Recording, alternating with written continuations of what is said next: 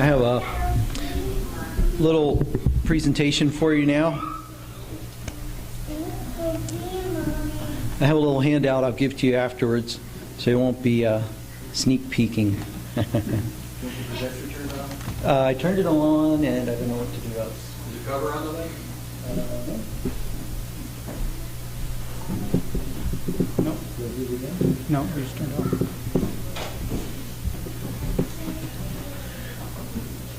There it is. There it is.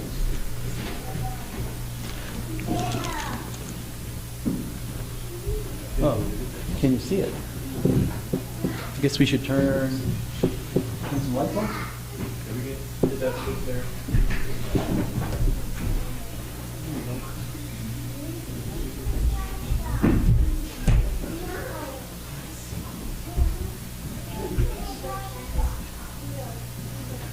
That's a little off, but I think you can see that. Yeah, it'll be off center.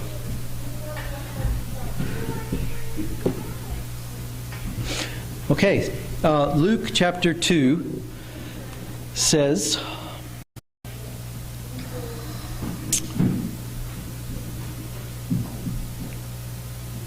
in verse 7, "And she brought forth her firstborn son and wrapped him in swaddling clothes and laid him in a manger because there was no room for them in the inn." So it's unfortunate that in the world, in history, a lot of people are never honored or recognized after they're deceased.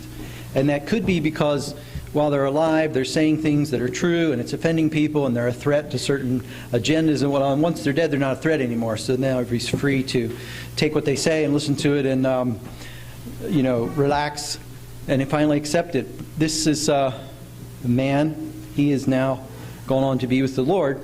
But they say when a man dies, a whole library is lost. And for some men, that's very true.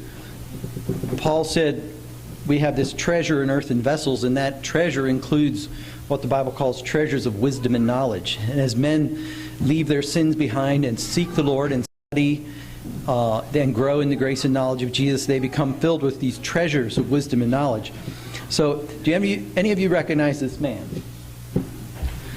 I will introduce him. If I can make the slide. Okay. This is the late Reverend Dr. Kenneth E. Bailey. He was a doctor of theology. He was born November 24, 1930, and passed away May 23, 2016, so not very many years ago. But he was one of the rare and unusual people that God gave unique opportunities to, gave him special living conditions to grow up and then to pursue his career in education and as a professor and as an author. And what's really special about him is that he got to live in the Middle East as a child. So part of his background is that his parents were career missionaries in Egypt and Sudan and Ethiopia. And so he grew up around the Middle East culture. He ran around and played with the kids. He learned from the street, about holidays and celebrations and rituals, the common sayings, the proverbs, and the traditions. And then he himself became a missionary to Egypt. And then for many years, about 17 years, he served in Lebanon. And because he was steeped in the Arabian culture and language, and then he went on to study more Middle Eastern languages and biblical languages, God gave him this immersion in this environment. And so he began to reread through the scriptures from this Middle Eastern viewpoint. And they call him the scholar who made Jesus Middle Eastern again. He wrote a book. It was called Jesus Through Middle Eastern Eyes. And he has a large number of books, about 10 books that he wrote. The last one that he wrote was called The Good Shepherd. And he felt that it was his best work in his life.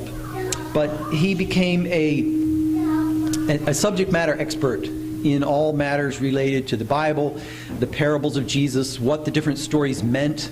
When Jesus would tell a parable, tell a story. He has a special article on the prodigal son that's very deep and meaningful. So he was skilled in Arabic, Hebrew, Aramaic, Syriac, and Greek. So he had the basis covered, and he went to school and studied these languages extensively. He became kind of like a modern Noah Webster. He was very thoroughly familiar with those. And he wrote, what I'm going to share with you today are some of his thoughts on the Christmas story, just a few of them. But in order to bring forth more of what he felt was a more accurate view of the Bible's Christmas story, he wrote a children's pageant called Open Hearts in Bethlehem. Now, I had just noticed this morning, and I haven't got to look at it yet. You can find these things on YouTube. You can find many of his lectures about various different subjects on YouTube. And what I'm going to share with you right now and leave you with a copy of is The Manger and the Inn, a Middle Eastern view of the birth story of Jesus. And when you read this, it seems to me like maybe he wrote this when he was a little bit younger, because he comes across a little bit more abrasive in how he pokes at the traditional Christmas story that we all believe. But if you look at his lectures as an older gentleman, he died when he was 85, he had such grace and such humility in his demeanor and his presentation.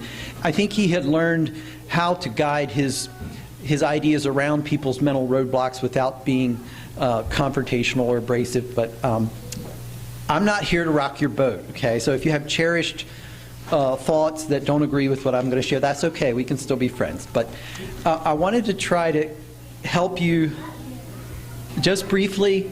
You can study this at length, and I highly recommend that you do look him up and study his materials for a lot of subjects. One of the things he wrote was a paper on women's place in the New Testament church. It was the most balanced, objective, helpful article I ever read on that subject. And it was just eye-opening. It was very good. And that's where I first ran into him. But first of all, I'm just going to go through these bullet points, okay, quickly. So Mary and Joseph arrived in Bethlehem early, not the night of Jesus' birth. Is primarily comes from the text, that it's while she was there, the days were accomplished that she should be delivered. So traditionally we have Mary and Joseph showing up while she's in labor, and she jumps off the donkey and goes in the stable and delivers the baby. But it's obvious that they were there ahead of time.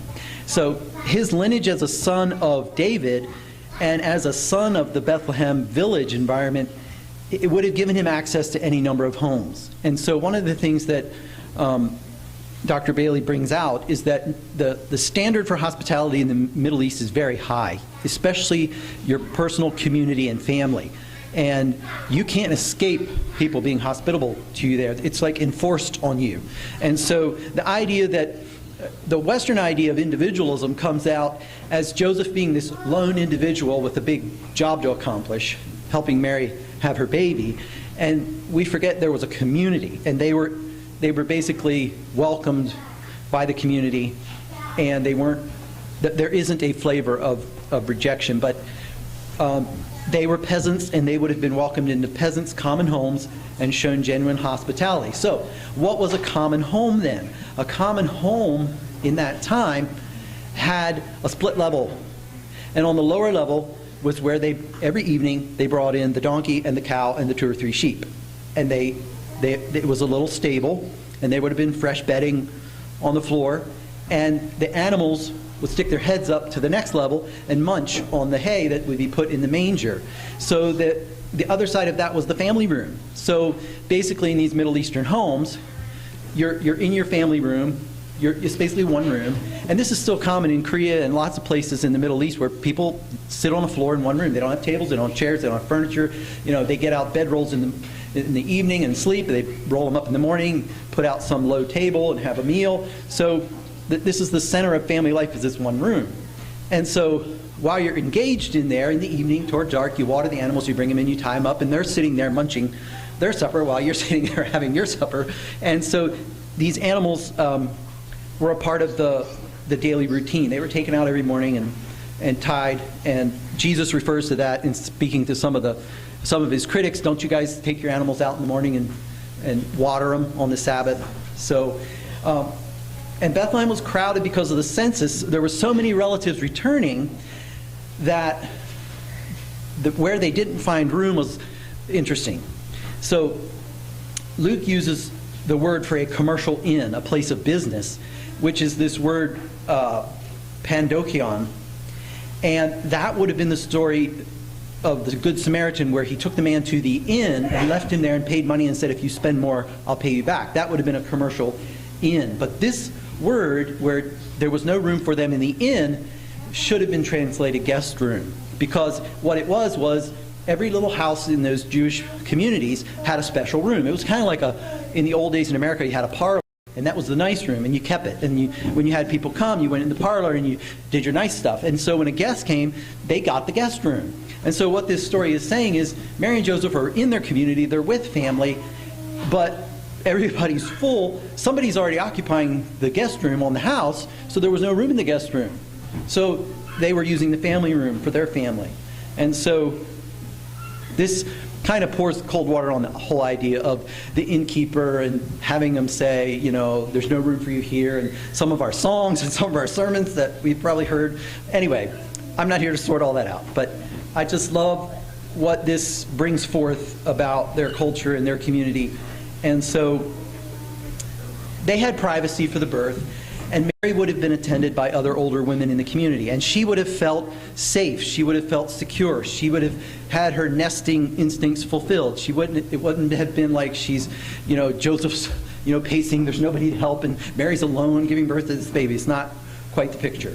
Okay, and so these mangers would have been, it would have been a place where these animals would have eaten, and they could have easily tied the animals off and laid baby Jesus there in the manger, and he would have been right there in the family room where everybody could keep an eye on him. So it was a little drawing of what a common house may have looked like in Palestine in those days. So you had the stable off to one side, and then the family living room and the mangers, and then you had a few steps that would go down. And if you needed to do something with the animals, like milk the cow or the goat or whatever and bring them back, bring the milk in the house or whatever, it was all different. And this was done for protection for the animals, because the Roman culture and world of that time was not a nice place. There were thieves, there were robbers, it was dangerous, and so you brought your animals in at night and you shut the door, and you had them right there where you could keep an eye on them. Nobody could walk off with them. They also benefited from the biothermal heating effect of these animals in their house. Would have helped them in certain weather conditions. They could have benefited from that heat. So here's a little more children's Bible story book portrayal of it. You can see how the house would have been set up. You see the little goat sticking his head through in the manger. So I'm going to give you the agriculture notes on this, okay? Because this is where I see the part of the story. So these animals were family valuables. They were very valuable, and they were treated like we treat pets today. So they were a part of the family. They probably had names, and so these animals were so totally used to being around humans, because every night they're in and they're watching the family do their thing up there, and the family's watching them do their thing down there, eat their supper or whatever, their hay or whatever. So they were pets, and just like we have cats and dogs in our houses. Well, they didn't have cats and dogs in their houses. They didn't like dogs. Dogs were unclean, but they did have the sheep and the goat in their house, and so it was a very homey atmosphere. It was not uncomfortable. The stable was clean. They took these animals out every morning, put them back at night, and droppings from the animals wasn't a big problem. It wasn't like Mary had her baby in a smelly stable, because animals can be trained. They can be trained into a routine where they cast their droppings at a certain point in the evening routine or the morning routine. So they could be coached to do that before they went in and coached to do that after they went out in the morning. It's very, very reasonable. And they were also grass-fed. They weren't grain-fed. So if you've lived around American livestock farms, you can't imagine that these animals could be right next to your living room casting droppings and you would not smell it. But that's because in American agriculture, the diets are full of grain, very, very, very high quantities of grain, and that causes a change. In Mongolia, where we were, the animals could eat this dry grass, and their droppings had almost no ammonia in it. There was almost no manure, quote unquote, smell at all. So this was not like having a smelly stable next to your living room. The family room was ventilated. It had clean, fresh air. So Mary was safe and secure, and she probably thought Jesus looked pretty cute laying there in that manger. You know, it wasn't like she was suffering, you know. And this was also the best immunological setting for the development of a robust immune system, because the baby's being exposed to these germs while he's young, when he should be. And so Jesus was born as a common village boy, and he was greeted as a common village boy by the common shepherds. So here's a website you can go to, and you can find a whole bunch of Kenneth Bailey's articles. It's a treasure trove. It's literally a treasure trove of every parable, every story in the Bible. He goes through and he just coaches us on, you know, what this looked like from the Middle Eastern perspective. So I'll hand some papers out afterward, and you can enjoy those. So I hope I didn't pour too much cold water on your cherished Christmas traditions, but I love this. I like to sit and imagine and think about what this was like for Mary and Joseph from this community family perspective. So I hope you enjoy it. Thank you.